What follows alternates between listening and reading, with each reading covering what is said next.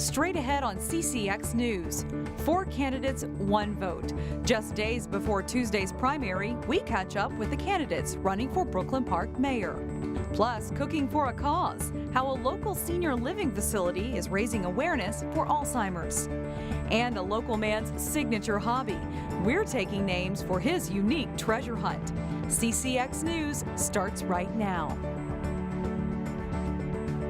Hello, everyone, and thanks for joining us. Primaries are coming up on Tuesday, and for voters in Brooklyn Park, that means whittling down a list of 4 candidates for mayor. We talked to all 4 candidates and asked them the same questions. Here's what they said. First up is Yelena Kurdamova with her second campaign for mayor. She says she's talked to thousands of residents of Brooklyn Park and from their complaints determined the problems she believes are keeping the city from prospering: crime, property taxes, and declining home values. We must stop the flow of renters with really bad criminal history into Brooklyn Park from other cities and states by enacting a new city rule obligating landlords to do criminal background checks of their prospective renters. Kurdamova says passing that rule and enforcing it will stop the growth of crime in Brooklyn Park.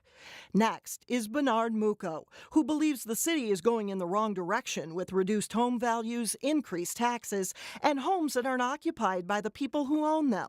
And Mucco says the city's youth need something to do. We have an opportunity for them to choose what they want to do after school. So we train them so they have a job to do after school.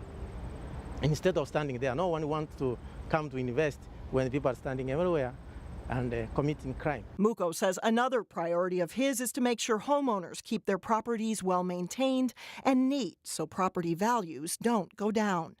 Incumbent Jeffrey Lundy is running for a 3rd term as Brooklyn Park's mayor. He says he wants to keep doing the job so he can finish the initiative started during his first 2 terms. There's a lot of things: Mississippi Gateway, light rail, we've got the park bond, we've got some big partnerships coming that I want to complete the circle and just to help the transformation of Brooklyn Park continue. Lundy says during his time as mayor, crime has gone down, development has gone up, and he says he's focused on the city, not partisan politics. Finally, Hollis Winston wants to be mayor because he says he got a lot of opportunities while he was growing up, and he wants to make sure today's youth get opportunities as well. Winston believes the budget is the place to start to make sure that's possible. First priority is to go through that budget line by line, get together with the city council and figure out what is it that we need to prioritize and what is it that we can't really have as a priority. 2, you got to bring in more businesses to bolster up that budget. Winston says not giving big businesses tax breaks will lower the tax bill for Brooklyn Park residents while enabling the city to better afford to pay for services. Tuesday's primary will determine which 2 candidates go on to compete in the general election. To find out where to cast your ballot, check the Secretary of State's Poll Finder website. We'll also have a link at our website, that's ccxmedia.org. Every 65 seconds, someone in the United States develops Alzheimer's. Today, one local assisted living facility is doing its part to cook up a cure.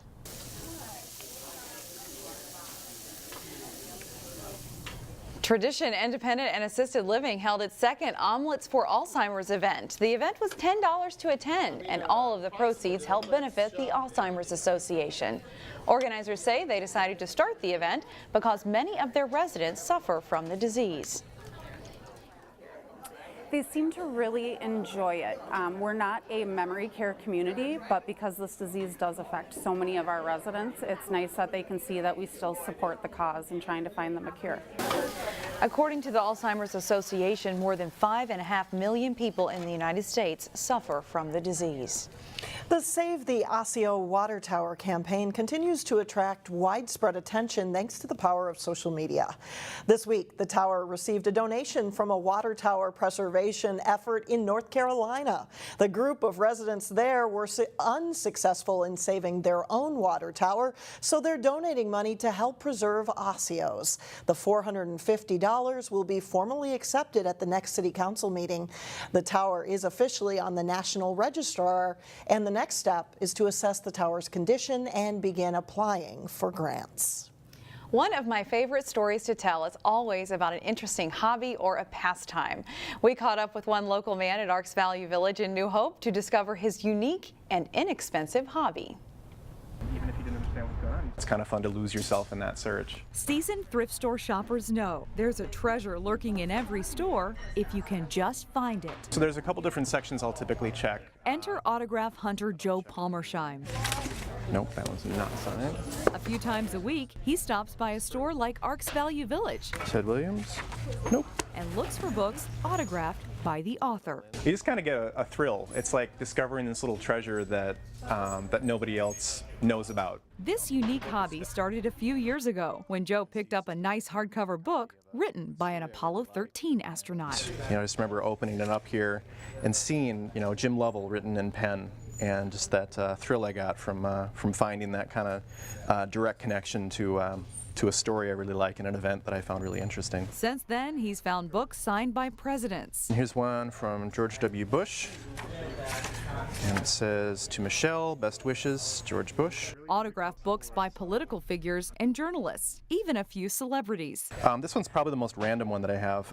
It's a book by Betty White. Sometimes he just keeps the title page of a book he finds. This one was from Colin Powell. Often he passes on the book altogether. And then there are ones that you see that are signed that you don't get, and later you think to yourself, why didn't I get that? Like I found one from Ralph Nader, which, I'm not a huge Ralph Nader fan, but that's still kind of cool to find that little piece of history. While we were looking, Joe found a book signed by Tom Brokaw, and on my first grab, a copy of a book signed by Michael Moore. Joe says don't expect that kind of luck every day. Expect that you are going to be disappointed more times than not. You can have more success searching for autographs in biographies and memoirs. It's a small piece of them that you now have within the book, and I think that's what's really cool about it, is it's a tactile connection to that person who wrote it. And while there's no way to verify if the autograph is truly authentic, at the end of the day, even if the autograph isn't real, which I have no way of verifying because I wasn't there, you still get a book, and that's pretty cool. Joe has found a few other treasures too. He even found a marital blessing signed by a pope, Pope Pius XII. So very cool. I brought the books. Here they are. I was like beginner's luck that I found this one, but it was so exciting that I did, even though, I wouldn't say I'm necessarily a fan, but it was just really cool to find it. The first one off the shelf. I know, and I only spent they were $1 each that day. There you go. $2.50 and 2 autographed books. I might be hooked. Right, your collection Watch out. begins. You can't find me. Go look at the bookstore. Yeah. Still ahead. Hard to believe, but we're already thinking back to school. We'll show you how some students are getting ready for their first school bus ride. Plus, with practice sessions beginning Monday for most fall high school sports, a final checklist for getting signed up. That's later in sports. But first, don't forget the sunscreen. This weekend will be warm and sunny.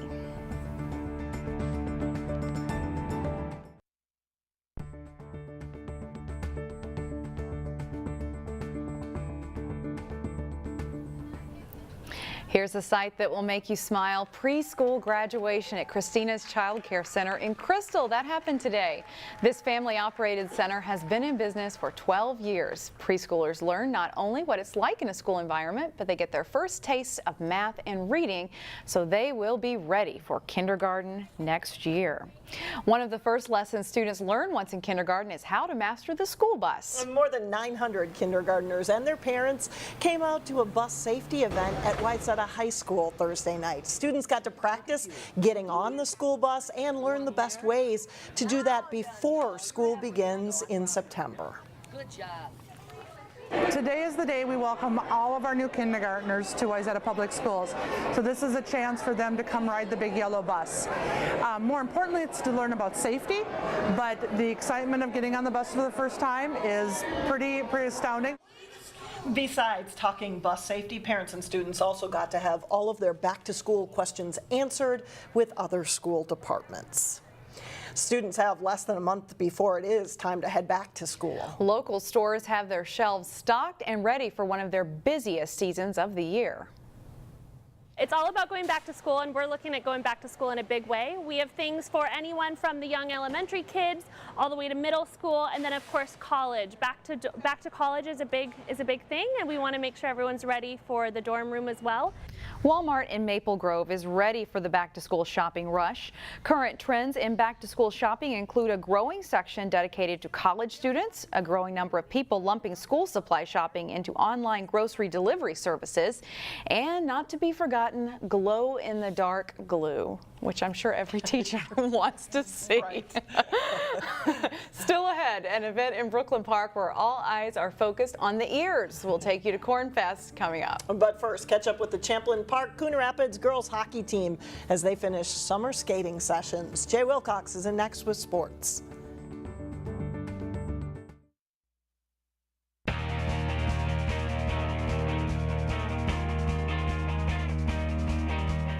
Fields, gyms, and pools around the area will be filled with young athletes starting fall high school practices Monday. It was the calm before the storm Thursday for Maple Grove High School Activities Administrative Assistant Rhonda Osseo.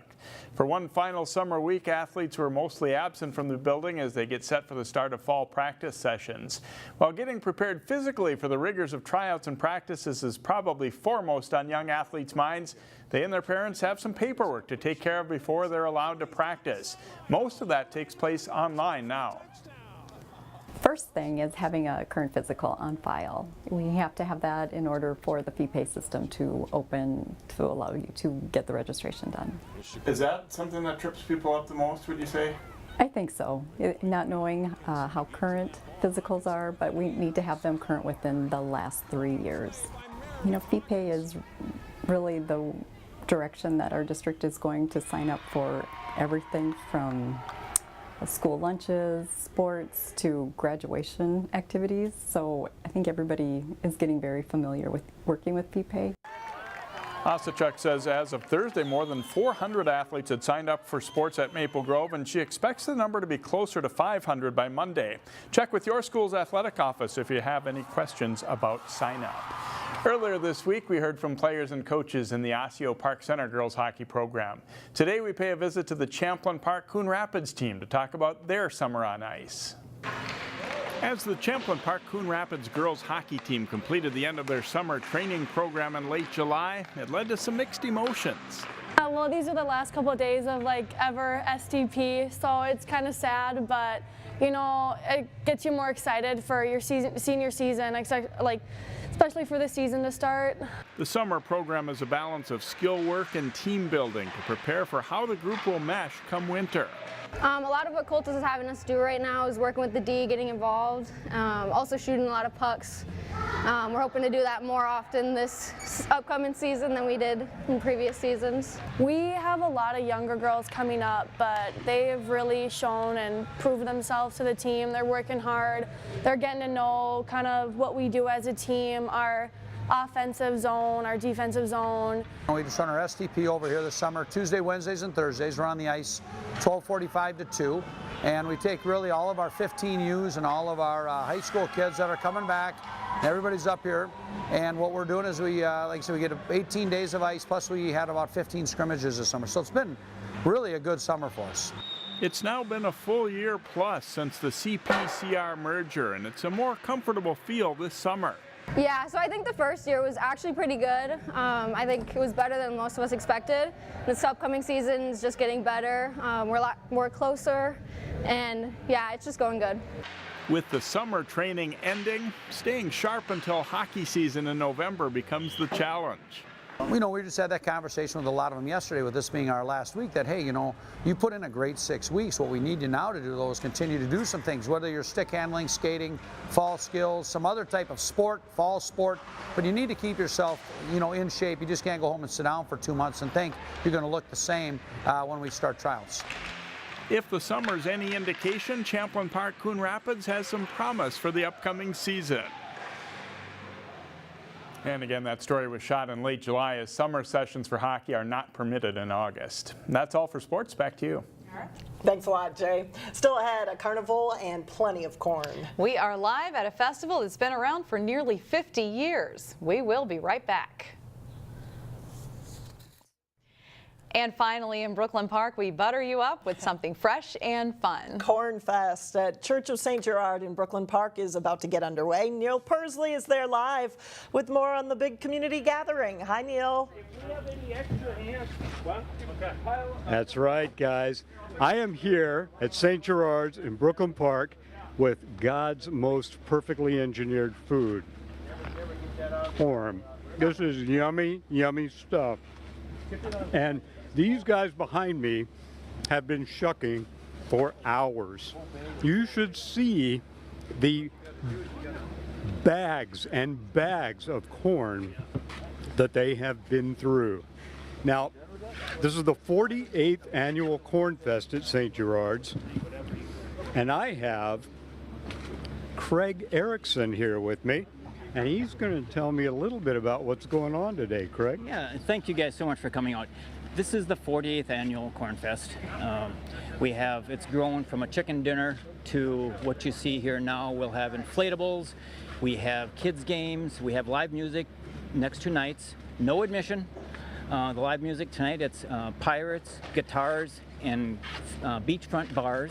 And then tomorrow night is Emerson Avenue, which is if you know Chicago, it's a 16-piece band, and just great time. We've had them 3 years in a row now. I mean, it's just a great draw. You've got some bingo? We've got bingo. We've got silent auction baskets, of course. What church festival wouldn't have those? We've got a wall of wine. You pick a cork for $10 and you're guaranteed a bottle of wine. And we have 250 bottles. How fresh is this corn? I can't say it was picked this morning, but I'm sure it was not picked any later than yesterday afternoon. It was delivered at 1:30 today, right from the field. And when does this start, and then when does it continue tomorrow? It starts tonight at 6 o'clock, so we go from 6 to 11. The kids' games and the inflatables are from 6 to 9, and then tomorrow night it's 5 to 11, 5 to 9 for the games and inflatables. All right, thank you very much, Greg. I appreciate it. Again, if you're not doing anything, and if you've never been to the Corn Fest at St. Gerard's, come on down. You do not want to miss this. It's an excellent evening for the family. Live from St. Gerard's in Brooklyn Park, Neil Persley, CCX News.